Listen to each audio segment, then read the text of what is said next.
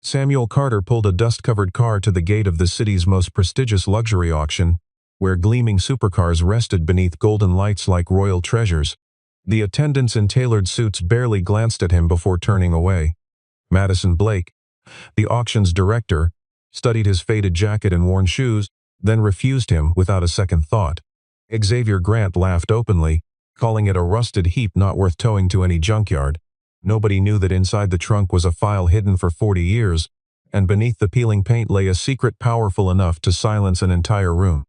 Stay with this story until the end, because real value is sometimes buried beneath the deepest layers of dust.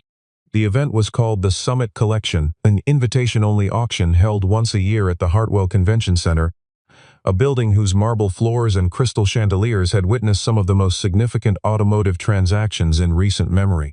Every vehicle on the program had been pre-approved months in advance: a 1968 Lamborghini Miura in perfect restoration condition, a custom Bugatti commissioned by a European royal family, a factory-fresh hypercar limited to 7 units worldwide. The guests who filed through the entrance had names that appeared on magazine covers and boardroom plaques, and they arrived in chauffeured vehicles accompanied by assistants who carried leather portfolios stuffed with bidding authorizations. Security personnel in dark suits stood at intervals along the rope line, their earpieces blinking with the frequency of a well-rehearsed operation. It was, by every visible measure, a gathering of the world's most powerful collectors, and Samuel Carter had driven 3 hours to be turned away at the gate. He had arrived just after noon, well before the evening program was scheduled to begin. His car, a 1962 coupe with oxidized burgundy paint, a chrome grille fogged with age, and a driver's window that didn't close all the way, sat at an awkward angle in the delivery lane, its engine ticking as it cooled. Samuel stepped out in a gray canvas jacket that had been washed so many times the original color was barely a memory, carrying a large manila envelope under one arm.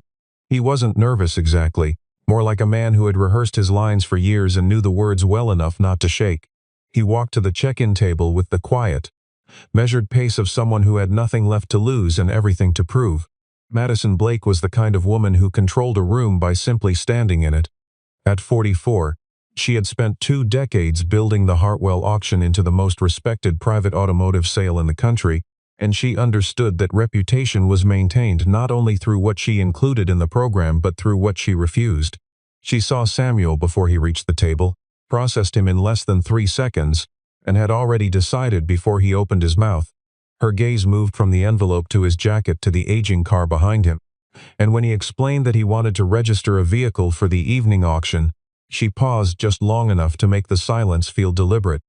She told him that all submissions had closed 6 weeks prior, that the program was full, and that unverified vehicles could not be presented to the floor. The smile she gave him was practiced and final. Xavier Grant had made his fortune in logistics and spent a significant portion of it building one of the most talked-about private car collections on the East Coast. He was 51 years old, broad-shouldered, and accustomed to being the most important man in any room he entered. He had arrived early that afternoon to inspect the evening's lots and was standing near the entrance when he noticed Madison's exchange with Samuel.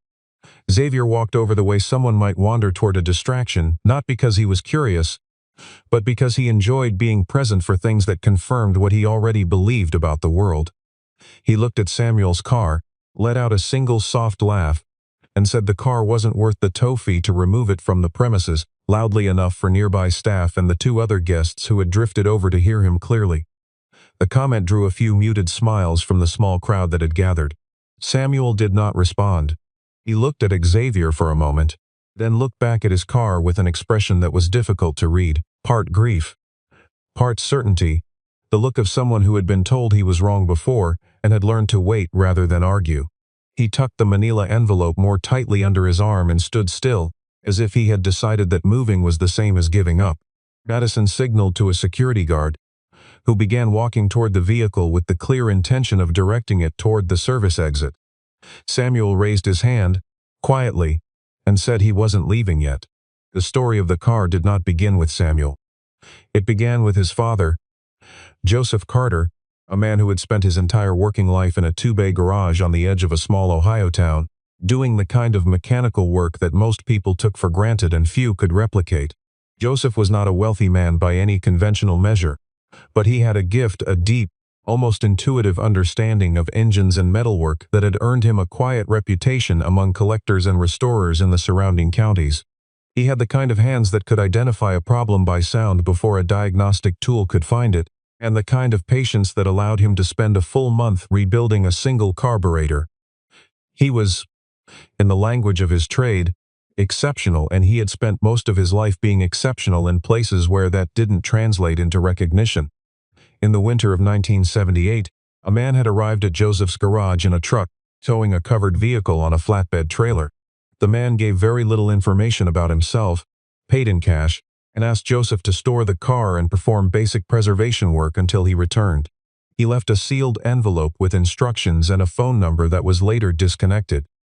He never came back. Joseph waited 3 years, attempted without success to locate the man, and then began to understand that the car had been left in his custody not by accident but by someone who had wanted it to disappear without destroying it. Whatever the reason, the car had found its way to a garage on a quiet Ohio street, and Joseph Carter had made a promise not to the man who left it, but to the car itself, to the history contained within it, that he would keep it safe until the right moment came. Samuel was 11 years old the first time his father let him sit inside the car. He remembered the smell of the interior, old leather and something else, something metallic and faintly chemical, like a document room in a courthouse. He remembered his father standing beside the open door, speaking softly, telling him that some things looked ordinary to people who didn't know what they were looking at, and that looking without understanding was the same as being blind. Joseph never told Samuel exactly what the car was, only that it required protection, and that one day the truth would have enough room to breathe. Samuel had grown up with that instruction the way other children grew up with family maxims, not fully understanding it, but treating it with the reverence of something sacred. Joseph Carter died in the early spring of 2009, from a cardiac event so sudden that there was no time for a final conversation, no opportunity for the revelation Samuel had been quietly waiting for without quite knowing he was waiting. He left behind the car, the garage, a worn leather journal with entries that were more technical than personal, and a metal toolbox in which, tucked beneath a set of socket wrenches and a coil of safety wire, Samuel found a sealed envelope. Inside was a letter in Joseph's handwriting, brief and deliberate, naming Eleanor Hayes, a specialist in rare and pre-production automobiles then working with an institute in Connecticut, and stating that if the car ever needed to be understood by someone other than Joseph, she was the person to call. For nearly 15 years, Samuel had done nothing with that information. He had kept the car in the same garage, covered with the same canvas dropcloth, servicing it occasionally to prevent mechanical deterioration but otherwise leaving it undisturbed. Then, 2 years ago, everything changed at once. His employer downsized without warning, eliminating his position along with 112 others. His sister Hannah, who lived 40 miles away, had been diagnosed with a degenerative joint condition that required ongoing treatment not fully covered by her insurance. The house Samuel had grown up in, still in his name, still carrying the weight of its own financing, was approaching a point where the numbers no longer worked. He was not a man who asked for help easily, and the idea of selling the car felt like a betrayal. But in the toolbox letter, Joseph had left him one instruction he had not followed: find Eleanor Hayes. It was that name that had finally pushed Samuel toward the Hartwell auction.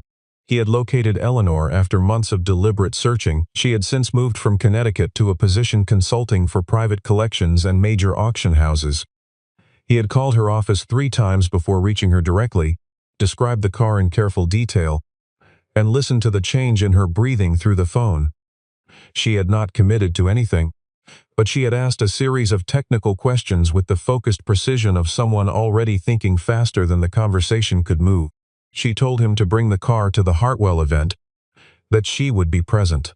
Samuel had driven 3 hours and arrived to find the gate closed against him, but Eleanor Hayes had not yet arrived. Samuel remained at the edge of the delivery lane for nearly 20 minutes after Madison's security guard had first approached him. He had not moved the car, had not raised his voice, had simply stood beside the vehicle with the patience of someone who understood that leaving now would mean the decision had been made for him. Madison had returned to her duties inside, confident the situation had been resolved by institutional inertia, that Samuel would eventually accept the outcome and drive away. She was wrong. When the second security guard arrived, Samuel asked again, quietly and without anger, for the opportunity to speak with the technical review committee, and was told again, with the kind of firm and practiced politeness designed to feel like courtesy while functioning as a wall, that the review window had closed. The crowd near the entrance had shifted, as crowds tend to do, from one small drama to the next. A few people who had witnessed the initial exchange had moved on. Others had arrived and picked up the ambient awareness that something had not quite resolved itself. A pair of guests in evening wear stood at a slight distance, watching without appearing to watch. One of the event's junior coordinators, a young woman named Paige, kept glancing at Samuel from behind her clipboard with the expression of someone enforcing a policy she didn't fully believe in. Xavier Grant, who had wandered away briefly to examine a 1972 Ferrari coupe in the pre-show staging area, came back. He had not forgotten about Samuel. He rarely forgot about things that had amused him, and when he saw that Samuel was still there, something in him shifted from amusement to mild irritation. Xavier walked toward Samuel with the relaxed authority of a man in his own territory. He offered to buy the car on the spot for $500, framing it as generosity, as doing Samuel a favor by taking a useless object off his hands before he embarrassed himself further. He smiled as he said it, the kind of smile that assumes the other person has no option but to appreciate it. Samuel looked at him for a long moment, then said no, simply and without explanation. The simplicity of the refusal seemed to confuse Xavier, who had expected either gratitude or argument and received neither. Xavier's smile tightened almost imperceptibly. He added something else, something dismissive about the car's condition, about the impracticality of sentiment, and Samuel didn't respond to that either. The silence was not hostile, but it was very firm, and it had the quality of something that couldn't be moved. Madison, alerted by staff that the situation at the entrance had not resolved, reappeared with 2 additional security personnel. She told Samuel directly that the car needed to be relocated to the external parking area, that it was creating an obstruction, and that if he refused she would be forced to contact the venue's facilities management team to have it moved. She spoke in the measured, low tone of someone who dealt with difficult situations regularly and had developed a precise calibration for how much pressure to apply. Samuel was listening, and was about to respond, when a black car pulled up behind him and a woman in her late 50s stepped out with the unhurried efficiency of someone accustomed to walking into complicated rooms. Eleanor Hayes had the posture of a person who had spent decades leaning over engine compartments and bending into cramped chassis spaces, straight-backed in a way that suggested hard-won ergonomics rather than vanity. She was carrying a leather bag and wore the expression of someone who was already working. She acknowledged Samuel with a nod that communicated both recognition and urgency, then walked directly toward the old car without addressing Madison or Xavier. She moved around the passenger side slowly, tracing the roofline with her eyes without touching the paint.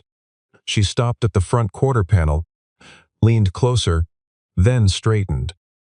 She moved to the hood, spent a moment examining the ornament mounting point where the original badge had once sat, and then turned to face Madison with an expression that was not quite accusatory and not quite amused but somewhere between the two.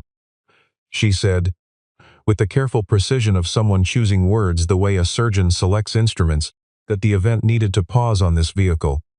Madison stared. Xavier made a sound between a laugh and a dismissal. Eleanor didn't look at him. She looked at Samuel and asked, "Did he have the paperwork?" Samuel reached into the manila envelope and produced a small collection of documents, the original bill of sale on paper so old its edges had softened into fiber, 3 black and white photographs, and a handwritten note on the letterhead of a company whose name Eleanor recognized immediately, and whose existence had officially ended in 1964. Eleanor held each item at arm's length and read without speaking. The photographs showed a car in an unfinished state, primed but not painted, doors removed, interior frames exposed, sitting inside a building that appeared to be an industrial facility. In one photograph, a man in a work coat stood beside the open hood, his face partially turned from the camera. Eleanor studied that photograph for longer than the others. She then returned to the car itself, and what followed was a 30-minute examination conducted with the focused silence of someone reading a document in a language that most people had forgotten. She checked the VIN plate first, photographing it twice from different angles.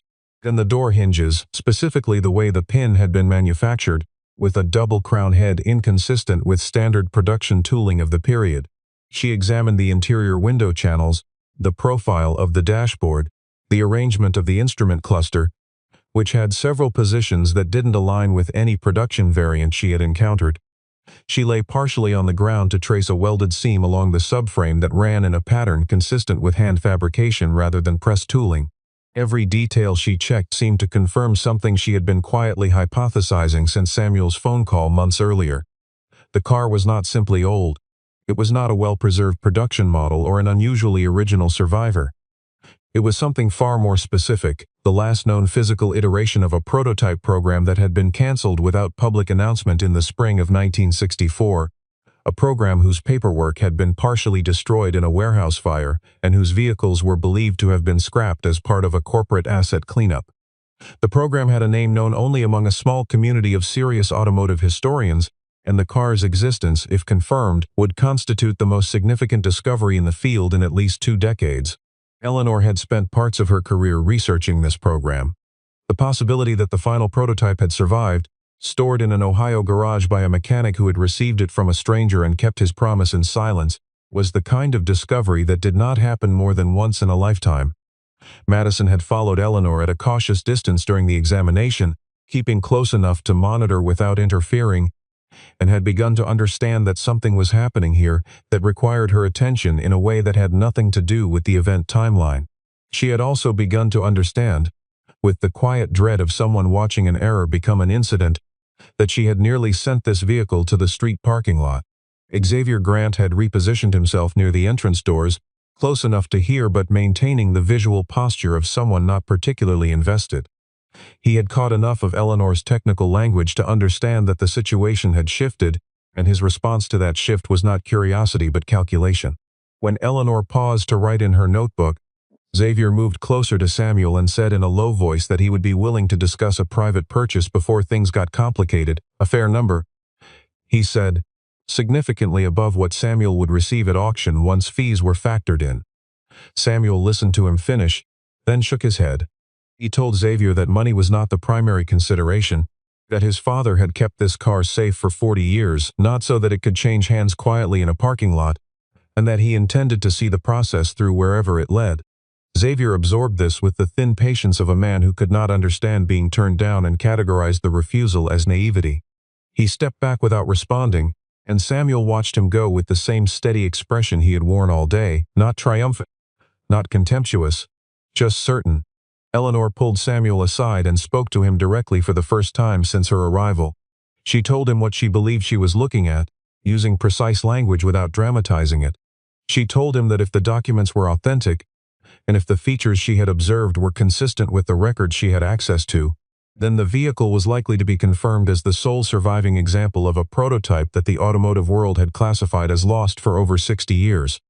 She said the word confirmed carefully, noting that authentication would require additional experts and documentation review. But she said it, and the weight of it settled over Samuel like something he had been waiting to hear without knowing it. He didn't speak for a moment. He looked at the car. Then he looked at Eleanor and said that his father had always known. The room they used for the emergency assessment was a staging area behind the main ballroom, a wide, brightly lit space normally used for lot preparation, with roll-up industrial doors and floor-mounted inspection lighting rigs. Samuel drove the car inside at Eleanor's direction while 2 of the venue's senior staff relocated 3 pre-staged auction vehicles to make space. Within 40 minutes, Eleanor had contacted 2 additional specialists. Martin Oakes, a professor of automotive history at a university in Michigan who had published extensively on pre-production prototype vehicles of the 1960s, and a woman named Ruth Calloway, an independent authentication consultant who worked regularly with several of the largest private collections in North America. Both had been at the event as guests and both arrived in the staging area within 20 minutes of Eleanor's call, their evening wear conspicuously at odds with the industrial lighting. The assessment proceeded in phases, with each expert working independently before comparing observations. Dr. Oakes spent the first 40 minutes on the documentation, setting the photographs and paperwork side by side on a portable work table and examining them with a magnifying loupe he had retrieved from his coat pocket. The bill of sale carried a distinctive format used by a specific regional transaction agent active in Ohio and western Pennsylvania in the late 1950s and early 1960s, a format he recognized from research on a separate project years earlier. The letterhead on the handwritten note corresponded to the formal stationery design used by the development division before its dissolution, a design detail that had never been made publicly available. Ruth Calloway concentrated on the vehicle itself, working in a methodical circuit from front to rear, examining every external surface and then the interior in close detail. What Ruth found in the interior matched what Eleanor had flagged, and went further. The seat material was not standard automotive upholstery from the period. It was a proprietary blend developed for an aviation interior contract and repurposed for the prototype program in limited quantities. This material had a specific weave pattern visible only under direct illumination, and it appeared nowhere in the documented production history of any commercially sold vehicle. The instrument cluster contained 2 gauges whose dial faces bore manufacturer markings not found on any other vehicle in any catalog Ruth had access to. Then, at the rear of the cabin behind the driver's seat, Ruth located a panel that did not appear to serve any structural function. She ran her fingers along its edges, found the release, and the panel opened. Inside was a cylindrical metal case approximately the size of a large thermos, sealed with a mechanical latch that required specific alignment to open. Eleanor opened it carefully. Inside were 3 items: a roll of photographic film in its original container, a folded set of technical drawings on drafting paper, and a sealed letter. The letter was addressed to no one, written in the hand of a man whose signature at the bottom matched the signature on correspondence, archived in 2 separate automotive history collections. A designer whose work had defined an entire era of American performance vehicles, and who had died in 1971 without, as far as the historical record showed, having completed the project that bore his name. The letter was brief, written in the cadence of someone who expected to return and finish what had been started, and it described the vehicle as the last complete iteration of his concept, built by hand over 14 months, placed in the care of someone he trusted because the company that had commissioned the project had decided to abandon it, and he could not allow the work to be destroyed. The 3 experts looked at one another across the hood of the car. Dr. Oakes removed his glasses, cleaned them, and put them back on. Ruth sat on the edge of a nearby equipment cart and said nothing for a moment. Eleanor folded her arms and looked at Samuel, who was standing near the roll-up door with his hands in his jacket pockets. He had been watching the entire assessment without speaking, and now, when the silence had stretched past the point where it needed to be filled, his eyes were red at the edges in the way that happens when someone is holding something very carefully that they have been carrying for a very long time. Madison Blake entered the staging area while the experts were reviewing the draft drawings. She had received 3 brief updates from Eleanor's assistant, each more significant than the last, and by the time she walked through the door she understood enough to know that the situation had moved well past her authority to manage alone. She looked at the car for a long moment, then at Samuel, and the expression on her face was one she did not have a practiced version of, something unguarded and genuinely unsettled, the expression of a person confronting the direct consequence of a mistake that cannot be undone but has not yet finished unfolding. Xavier Grant appeared at the staging area door shortly afterward, requesting that his own consultant review the documentation before any determination was finalized, citing procedural neutrality. Eleanor acknowledged the request without warmth and said that all documentation would be subject to independent forensic verification as part of the standard authentication process, and that all parties would have access to the results. Xavier remained in the doorway for another moment, then withdrew. In the quiet of the staging room, with the car sitting beneath the inspection lights and the sealed letter lying open on the work table, Samuel Carter allowed himself, for the first time since arriving that morning, to breathe. The decision to include the car in the evening program was made by Madison 40 minutes before the doors opened to the main floor, not as an act of generosity but as a professional acknowledgement of what the preliminary authentication had revealed. She had the car transported to the staging area adjacent to the stage under Eleanor's supervision and personally oversaw the arrangement of the lighting rigs. The car would appear in a special classification appended to the end of the program, introduced not as a standard auction lot but as a historically significant discovery, language carefully agreed upon between Madison, Eleanor, and the event's legal counsel. None of the standard program materials had been updated. The car's appearance would be an announcement, not an advertised item. The main program proceeded as planned. 14 vehicles moved through the floor in succession, each receiving the careful presentation and precisely modulated bidding energy that the Hartwell auction had built its reputation on. Guests circulated. Representatives of international collections made their phone bids through the coordinated relay of event staff, and the evening accumulated the specific atmosphere of concentrated wealth moving slowly and deliberately. Xavier Grant sat in the fourth row with the focused composure of a man managing several conversations simultaneously. His phone buzzed at intervals, and he responded to each message with the rapid efficiency of someone deploying resources in advance of something he intended to control. When the final standard lot closed, Madison took the podium herself, something she rarely did. The shift in the room was immediate. Guests who had begun the small movements of an evening concluding stopped moving. She said without extended preamble that the program had one additional item to present, that it was unscheduled, that it had arrived that day, and that the circumstances of its arrival and the nature of what it represented would be explained by a colleague before the bidding opened. She stepped back and Eleanor Hayes walked to the podium. Eleanor was not a performer and did not present herself as one.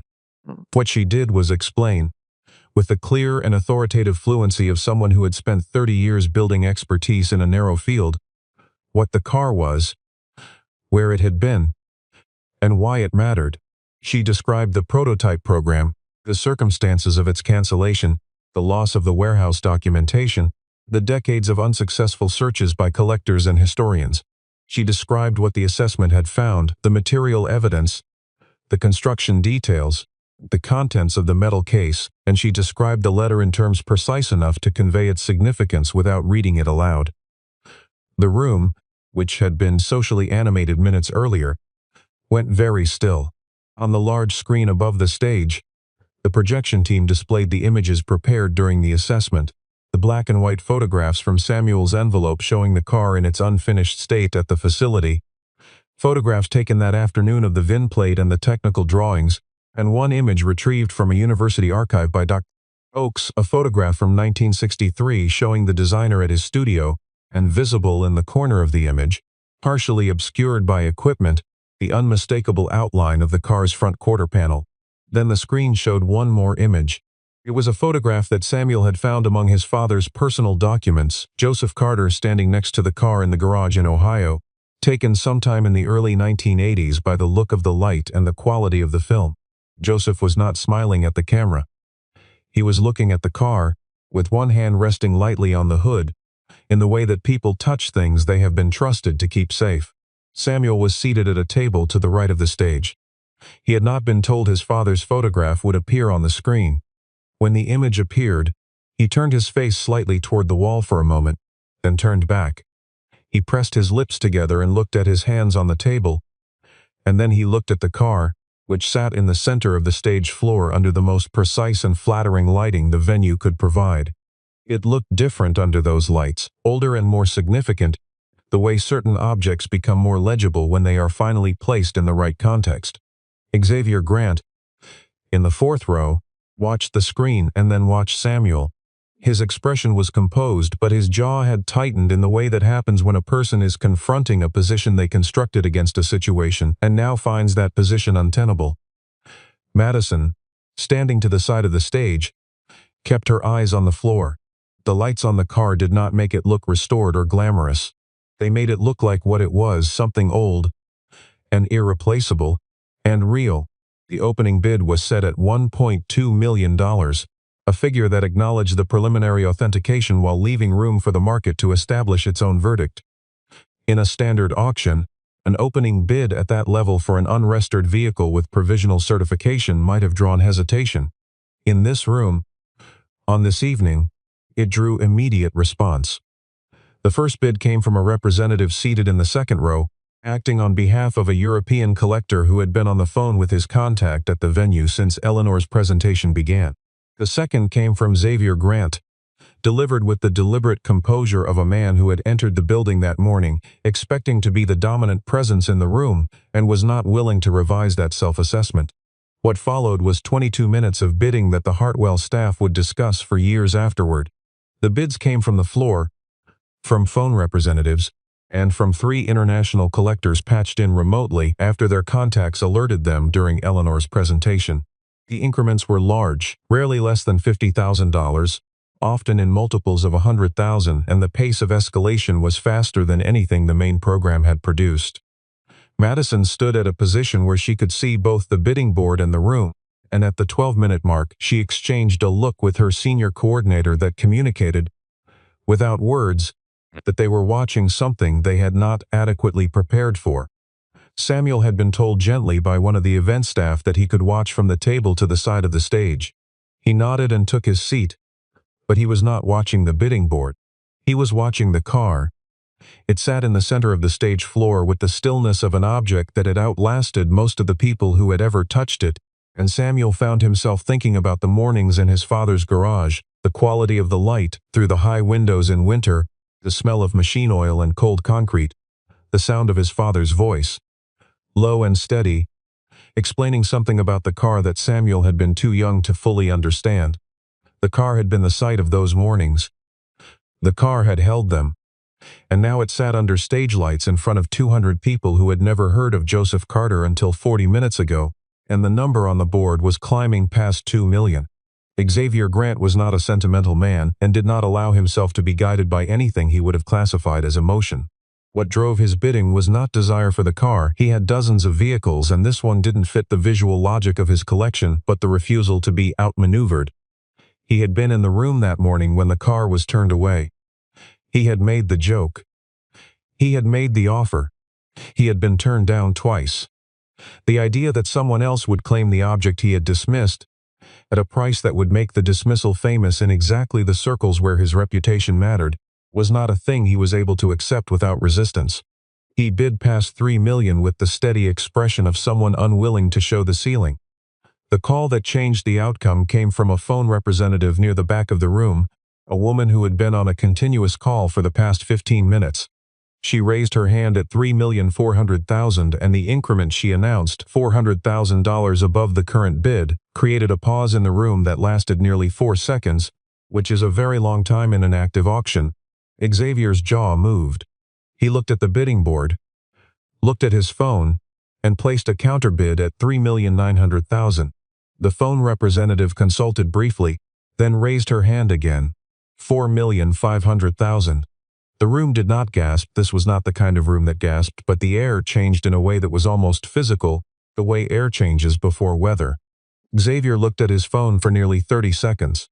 The entire room understood that something was being weighed, and when he placed his next bid, $4,700,000, his voice was flat in a way that communicated the bid was real but the certainty behind it was not. The phone representative answered without pause. $5,200,000. Xavier Grant did not counter. He set his phone face down on his knee and looked at the stage. The hammer fell at $5,200,000, the highest price ever achieved at the Hartwell auction, by a margin of more than $1 million, for a car that had arrived in the delivery lane that morning in a condition that had led to jokes about tow fees. The room's response was not explosive celebration but something more controlled and in some ways more significant. A sustained, building wave of applause from 200 people who understood what they had just witnessed, mixed with the particular charged quiet of individuals recalibrating something they thought they had understood. Samuel heard the hammer, heard the number announced, and looked at the car one final time from his seat beside the stage, not with the expression of a man who had won something, but with the expression of a man who had kept a promise. Xavier Grant rose from his seat quietly, gathered his jacket from the back of the chair, and left the room while the applause was still building. No one called after him. No one needed to. The room had rendered its judgment the way rooms like this always do, not with words, but with numbers, and with the particular silence that follows a number so large it becomes a kind of sentence. Madison Blake watched him go, and then looked at Samuel, and the expression she wore was one she would carry for a long time, not guilt exactly, but the permanent knowledge of what a first impression had almost cost, and what it had in fact revealed about the limits of the judgment she had trusted all those years. The buyer was not identified to the floor that evening. The institution she represented released a formal statement 2 days later. The Whitmore Automotive Heritage Museum, a nonprofit institution based in the Mid-Atlantic with a collection focused on American performance vehicle history and engineering documentation, had acquired the car with the specific intention of placing it in a permanent exhibit dedicated to the prototype era. The statement named the vehicle not by any marketing designation but by its project code, a technical identifier that historians recognized immediately and that generated, in the specialized press, a response that continued for weeks. More significantly, the museum's statement included a line that had been specifically requested by the curatorial director after reviewing the documentation. The permanent exhibit would credit Joseph Carter by name as the final custodian of the prototype, the man whose decades of quiet stewardship had preserved what would otherwise have been lost. Samuel read the statement in his car, parked in the lot of a gas station off the interstate on his drive home. He read it twice. Then he set the phone face down on the passenger seat and sat still for a long time, watching the ordinary traffic move past on the road in front of him. He thought about what his father would have said.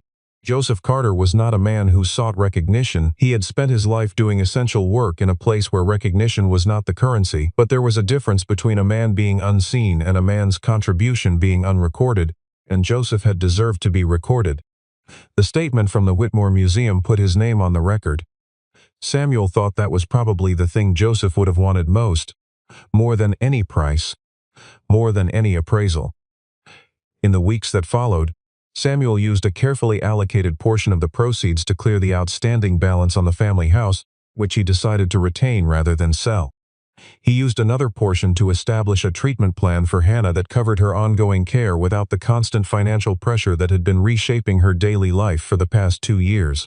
He contacted a vocational training foundation in his county and made a substantial contribution in his father's name, directed specifically toward mechanical trades programs for young people from low-income backgrounds, the kind of training that produces the kind of work Joseph Carter had done, the kind of skill that tends to be undervalued in proportion to how essential it actually is. The foundation agreed to designate the contribution as an endowed fund and attach Joseph's name to it formally. Madison Blake called Samuel 3 weeks after the auction. She opened the conversation by saying that she owed him an apology she wanted to deliver personally, and that the decision she had made at the gate that morning had been based on appearances and had been wrong. Samuel listened. He told her he appreciated the call. He did not tell her it didn't matter, because it had mattered, and he was not going to pretend otherwise, but he also did not extend the conversation into territory it didn't need to enter. He accepted the apology and said goodbye and set his phone down on the kitchen table beside a cup of coffee that had gone cold, and sat with the specific quiet of a person who has chosen to be finished with something. Xavier Grant issued no statement and made no calls. He returned to the management of his collection and the maintenance of his reputation in the circles where it operated, and he was observed at subsequent events with the careful composure of someone who has learned that a particular subject requires particular avoidance. The people who had been in the room that evening, who had heard him laugh in the delivery lane that morning and then watched the hammer fall at $5,200,000 on the car he had called a heap not worth towing, they knew what they had seen, and they knew what it meant, in the way that careful people always know, even when no one says it plainly. Samuel drove to the Whitmore Museum for the first time on a Thursday morning in late autumn, alone. He had been invited to the formal opening of the exhibit months in advance, but he had wanted to visit once before then, when it was quiet, when the car would be surrounded by the attentive calm of a place that took preservation seriously rather than the social density of a public event. He was shown to the gallery by a junior curator named Marcus, who was young enough to have learned about the prototype only through the documentation that had arrived with the car, and who spoke about it with the reverence of genuine discovery. The car had been conserved rather than restored, a distinction the museum's conservation team had explained to Samuel in detail before beginning the work, and one that mattered to him. The surface was stabilized, the rust was sealed, the structural elements secured, the mechanical components preserved in place. But the paint was not refinished, the scratches were not filled, patina of 60 years of storage was not removed. The car looked, as it had in the garage in Ohio, like something that had lived through time rather than been protected from it. Samuel walked slowly around it in the gallery's low ambient light and found that it looked more itself here than it had anywhere, more complete. Somehow, in a room designed to hold history than it had ever been in a garage designed to shelter tools. The placard beside the car described the prototype program. The designer, the circumstances of the project's cancellation, and the car's journey from the facility in 1964 to a garage in Ohio, through 4 decades of careful preservation, and to the Hartwell auction. Near the bottom, in a section the curator had titled Custodian, was the paragraph about Joseph Carter, who he was, what his skill had been, and why the car's survival was in large part a consequence of his character, his care, his patience, and his willingness to keep a promise to something that could not ask to be kept. Samuel stood in front of that paragraph for a long time. Eleanor Hayes had told him something during the assessment, when the two of them were standing alone for a few minutes while the other experts consulted. She had said that in her experience, the objects that carried the deepest histories were almost never the ones displayed in the most prominent places. They were the ones held by ordinary people who understood their value and chose, at personal cost, to protect it. She had not meant it as consolation.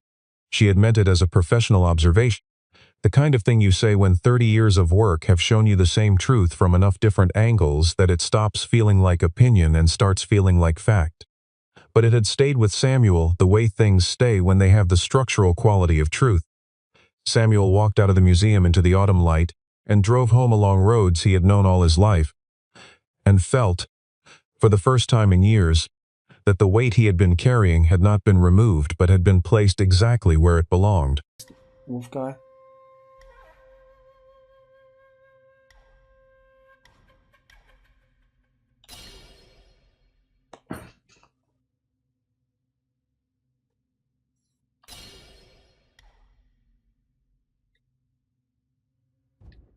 Let's get it. What the hell, Travisio? We don't do that around here, bro. Maybe that's what you do, but we don't. No, the gold bar is the best for no NG. Let's get it. Oh, here we go. Some free right here. Coming 2028, the movie.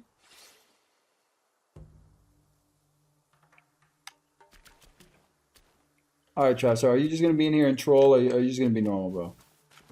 Yeah, if you're gonna do shit like that, I'll just mute the account, but if you're gonna be normal and hang out, bro, you can. Yeah, Zeno?